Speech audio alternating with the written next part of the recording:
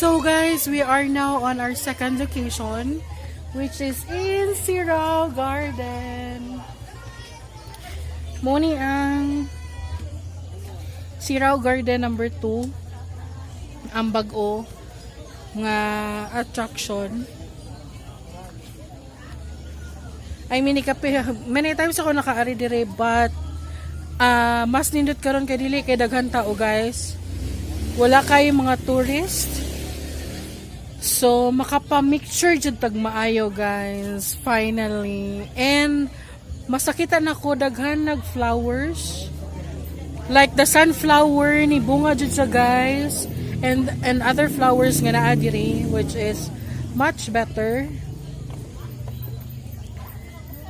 So, yeah, see more of the clips on this video.